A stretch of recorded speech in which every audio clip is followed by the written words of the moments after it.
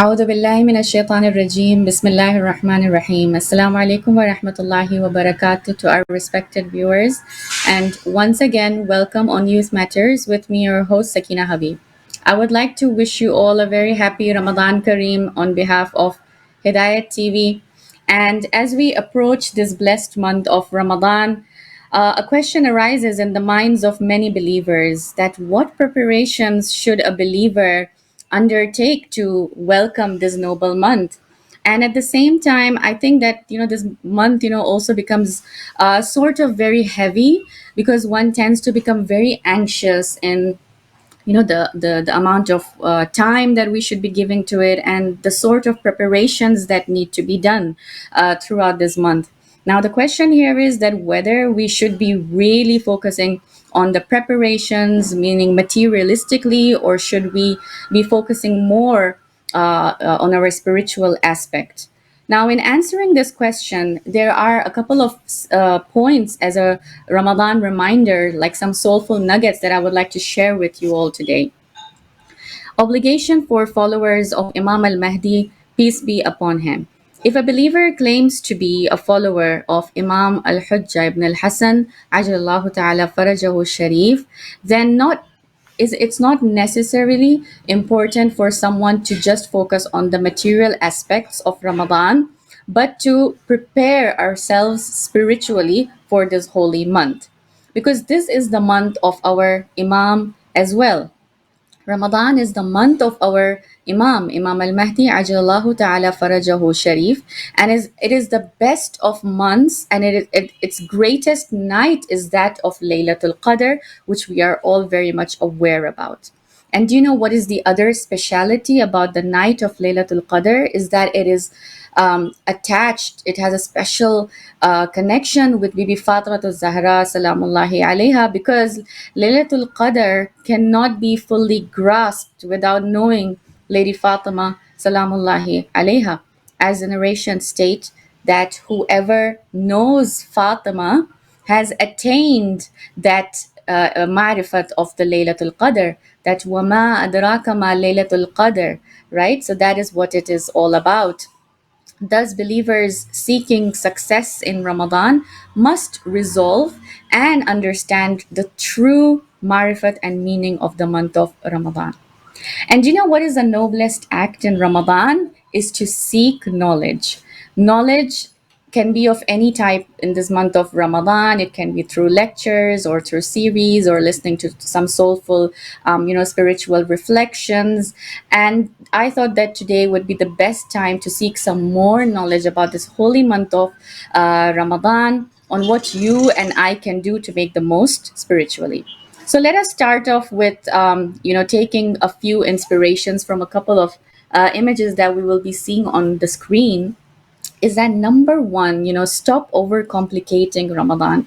I think this is something that affects all of us in and out at the beginning of the month. So everybody feels like, oh, we have to do a lot of preparations. You don't need Ramadan decoration. You don't need a fridge full of meal preps, and you don't need an aesthetic Quran journal as well. Ramadan isn't about how aesthetic or organized your life looks, but it's about how present your heart is with Allah subhanahu wa ta'ala. So that is the beauty about this holy month of Ramadan. And now let's take a look at what actually matters then. So the first thing is intention, your niyat, okay? So an intention to grow closer to Allah subhanahu wa ta'ala, a heart seeking forgiveness. And what is this type of forgiveness? The sincere one, like truly repenting to Allah subhanahu wa ta'ala. Like even if you've committed some sins in the past, but repenting to Allah subhanahu wa ta'ala and asking for that sincerity wholeheartedly, especially during this month, makes a whole lot of difference. Then the third point is about the mind reflecting on Allah's mercy. Sometimes we have this mindset that Allah will not forgive me because I'm such a sinful person, and so there is no point of even asking for mercy. But that is not true, because Allah subhanahu wa ta'ala is Al-Ghafur and Ar-Rahim, and He has all the power and the attributes, and He loves His servant, especially in this holy month of Ramadan, when His servant seeks repentance and asks for Allah's mercy and thanks Allah, then God really grants him that mercy. The fourth point is a soul striving for sincerity. So over here, it's all about the truth in your life. Like, which path do you really want to take? Do you want to please people, or do you want to please God? You have to make that decision. And the last point is a will. So we all know very well that if there is no will, there is no way, right? So a will to build taqwa step by step. So start from day one and start from very small habits. We don't need to just, start doing everything in one night. The transformation doesn't take overnight, but you can transform yourself. That soulful transformation comes gradually. So drop by drop is what you can help. So that's it. That's what really truly matters in this holy month of Ramadan. And let's keep it really simple. And I'll tell you how. There are three things that you can do this Ramadan by keeping it simple. Wake up and say that, Ya Allah, guide me today. This is a small dua, but it makes such a big difference in one's life. And the second thing is opening the Quran, even if it's just one verse. So if you can just take a look at the third slide, this will give you a whole idea about what you can do in this month of Ramadan by keeping it very simple. And then the last point is to always remember Allah subhanahu wa ta'ala, meaning make dua, raise your hands. Even if all you can say is, Ya Allah, help me. Ya Allah, help me. And Allah really listens to your prayers. Allah doesn't accept perfection. He just wants you to turn to Him all the time. That's what He loves the most. So, what is your final reminder for today? Is that Ramadan isn't about how much you do, but it's about who you become through what you do. And every small effort that you make, it still counts. So inshallah, we try our level best to focus on these, small aspects in our lives right now to make this Ramadan a very fulfilling one, filled with utmost spirituality. Now let us take a look at some of the merits about this holy month of Ramadan. That it is a month of mercy and forgiveness, right? Yeah. So this is a point that I had mentioned earlier as well. That this Ramadan, keep it simple. Wake up and say, Ya Allah, guide me today. The second point is that you can open the Quran, even if it's just one verse. As I said, pondering over it, pondering over even one verse can make a whole life changing aspect in your life, can bring a very huge difference. And of course, the last thing is to raise your hands and ask for dua. Now, if you can take a look at the other, the other aspect of the month of mercy and forgiveness in the new slide. So number one point is that this is the month of mercy. The Ramadan is the month of divine mercy, and the doors of Jannah are open and the doors of Jahannam are closed. So during this month, we have that special, Ultra Pro Max advantage that, this is a month which is actually openly giving you that advantage that, the doors of hell are closed for you. So even if you're, for example, sleeping, right? Someone says that is counted as a worship, that is counted as an ibadat. So imagine when you're fasting, how much reward you're getting. And if you're making someone happy, or you're cooking someone iftar, or gifting someone sadaqah or charity, whatever you do. The second point is Quran revelation. So the month of Ramadan is the one in which the Quran was sent down as guidance for mankind. So this is the month of the Holy Quran. So it is expected from us that we should be daily reciting the Holy Quran as much as possible, because the amount of sawab that one receives is, tripled or doubled. Multiplied rewards. Now, good deeds in Ramadan are multiplied many times over. And this is a very powerful tool, and it's a key for any sort of worship or ibadah, or any sort of piety or taqwa that you want to attain in your life. So if, as I said, like simplest of acts, for example, maybe you've gone to attend darsa, maybe you recited quran, or you're teaching someone, or you're just spreading knowledge to someone, or you're gifting someone something. Maybe you invited someone over for iftar at your place. These are all forms of ibadat, and you're getting lots of rewards for it. Now let's take a look at the immense rewards of fasting in Ramadan in the next slide. So, immense rewards. Prophet Muhammad sallallahu alaihi wasallam says that whoever fasts in Ramadan with sincerity and faith, all their past sins will be forgiven. And this is a beautiful narration which is mentioned in Bihar al Anwar in volume 97. That means that, when we talk about, okay, fasting, does that only mean abstaining from food and drink all day, or does it have a more spiritual meaning to it? Of course, it does. And as it is amplified in this hadith, that with sincerity and faith, it means through your actions as well. So, for example, you have to be kind in your words, and you have to also not lie. For example, you don't have to backbite, you don't have to gossip, and there's so many other things that you should abstain from, and that makes your fast full. Okay, so there are some fasting tips that have been shared on the screen. Number one is, of course, eating suhoor, even if you just have a date and water. I know, because of our very hectic and busy life schedules, we don't get time to focus on our sahri, right? Maybe we're sleeping, or maybe we're at work, or we've got a lot of home commitments or whatever. But make a point to even just grab a date and water, because that is a sunnah of our Holy Prophet Muhammad sallallahu alaihi wasallam and the Ahlul Bayt alayhim salam, and we should follow it. And if you think about it from a nutritional perspective as well, it is very important to give one, to energize oneself to fast for the next day, rather than keeping yourself hungry, for more hours, exceeded hours. Then stay hydrated during iftar. So over here, usually we get very much carried away with caffeinated drinks. So for example, tea is our favorite. Then we've got coffee, and we drink the sugary juices most of the time. So these kind of things can somehow have an effect on our health. So if you have, for example, sugary drinks all the time, it can make you go very hyper, and your glucose level can go up and down. And if you consume a lot of caffeine, then it can later on make you feel lazy, or it can affect your blood levels and all of that.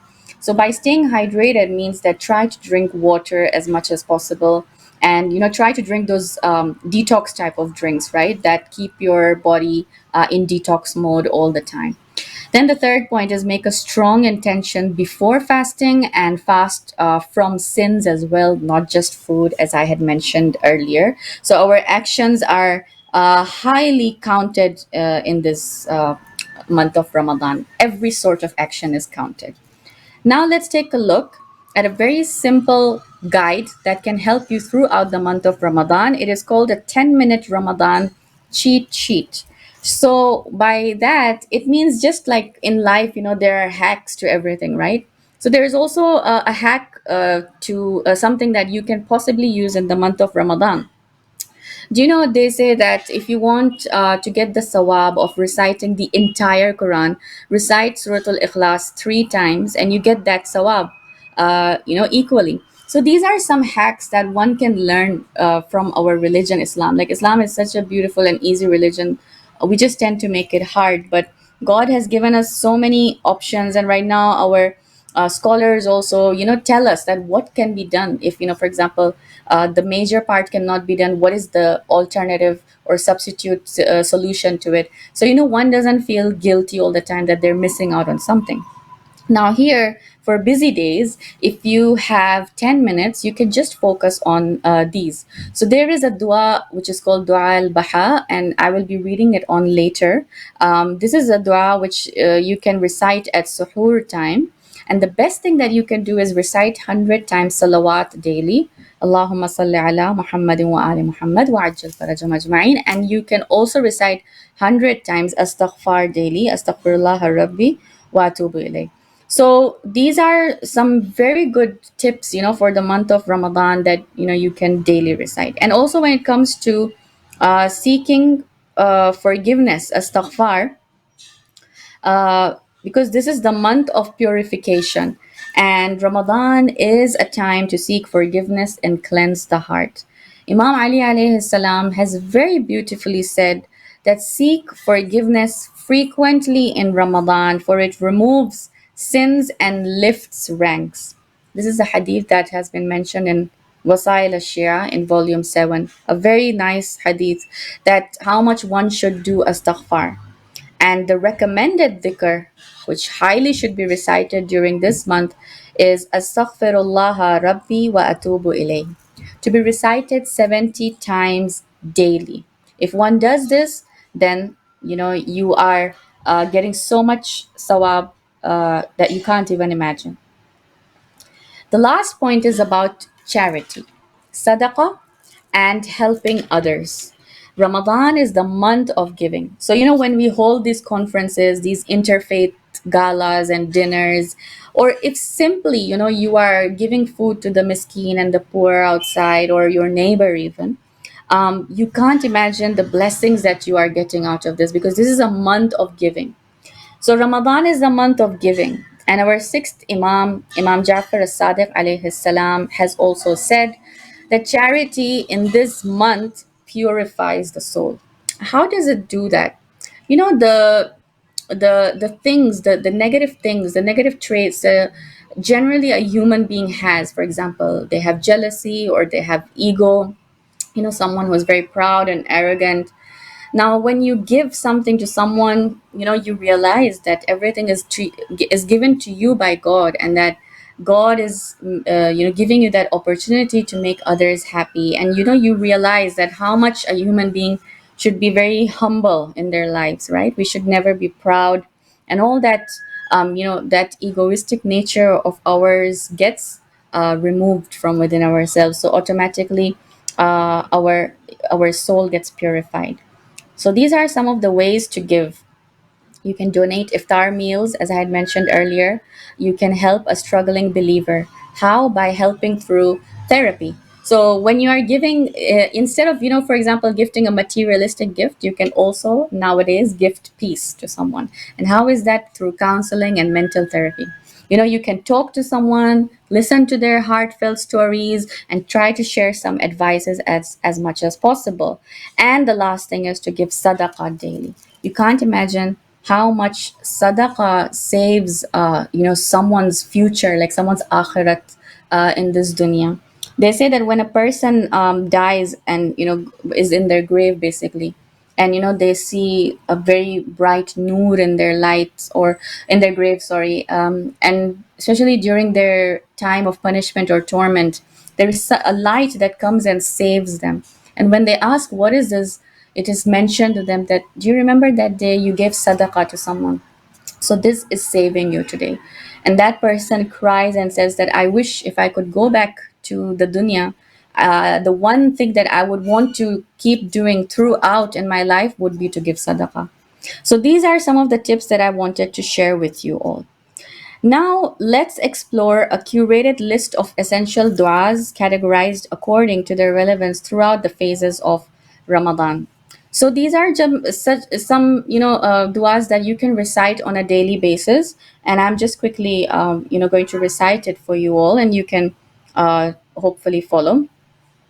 So the dua before Ramadan, before Ramadan even approaches, the dua to reach Ramadan is Bismillahir Rahmanir Rahim. Allahumma sallimni ila Ramadan wa sallim li Ramadan wa tasallamahu minni mutaqabbala. That, O Allah, preserve me until Ramadan, safeguard Ramadan for me and accept it from me. Receive my deeds with acceptance. The reason why we recite this dua of Ramadan is that I'm sure most of you must have realized that some of our family friends, some of our relatives, some of the people who were around last Ramadan are not with us this Ramadan. And so even to achieve, to, be a part of every Ramadan is a huge blessing. So if you would understand that deeply and thoroughly is that our lives are so short, and so that's why this dua, makes us realize that we don't know whether we'll be alive in next year or not. We should always, of course, make the best of it and pray for the best. And that is why this dua says that, oh Allah, please make me reach Ramadan. Then there is a dua when making the intention to fast in Ramadan. So this is usually the dua that we make, like for example, a day before, a night before the first day of Ramadan, or the first sehri, right? It's called. This is the dua al baha that I was talking about earlier, that I had mentioned on the screen. وَبِصَوْمِ غَدٍ نَوَيْتُ مِنْ شَهْرِ رَمَضَانَ, that I intend to keep the fast for tomorrow in the month of Ramadan. Just make that intention or niyyah. Even for that, you get a lot of sawab. And then the dua, which is before suhoor, it's called Allahumma barik lana fihi wa at'imna khayran min. Oh Allah, bless us in it and provide us with better than it. So this is a dua that you can recite before suhoor, and then there is a dua which you can recite after suhoor.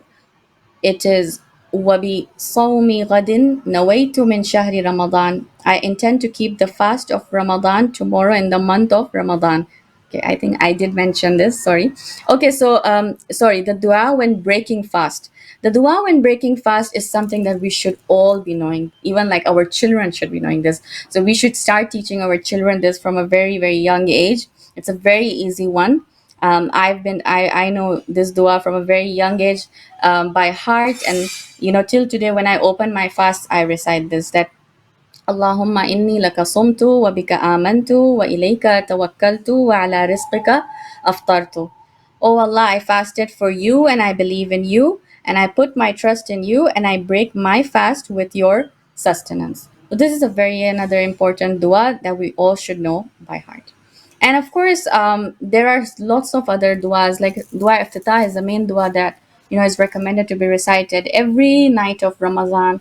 So usually, that gatherings that we have in our mosques, like after we break our fast, we head to the mosque, we recite dua iftitah in our communities, and also you can do this by reciting at home, or you can just put it on any sort of audio and listen to it. But make sure that you recite dua iftitah in this month as much as possible, and also it is highly recommended to recite Ya Hayyu Ya Qayyum bi Rahmatika Astaghithu in the first 10 days of Ramadan.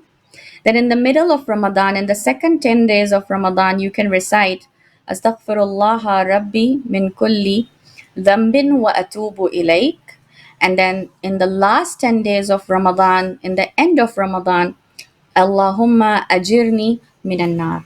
And if you all again remember, there is a dua mujir that we recite during the last nights of Ramadan. So this is where the verse is coming from. Allahumma ajirni minan nar. Oh Allah, save me from the fire of Jahannam.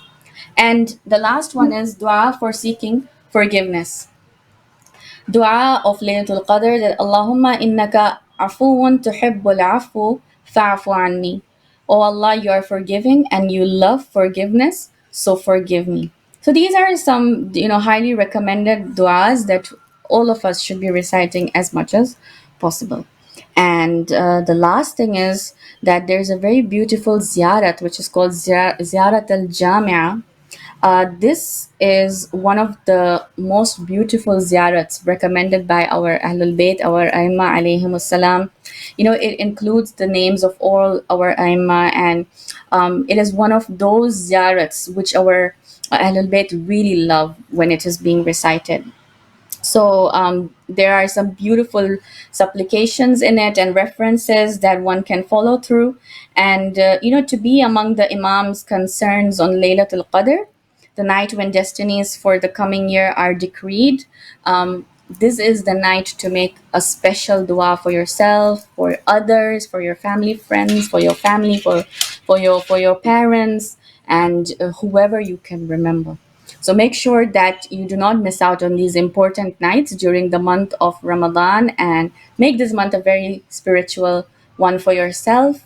and try to avoid the distractions that are there in our lives, the materialistic ones, as much as possible. So thank you very much for tuning on today's program, and I hope that today's pointers were very beneficial. This is your host Sakina Habib signing off. Please remember me and my family in your duas. Wassalamu alaikum wa rahmatullahi wa barakatuh.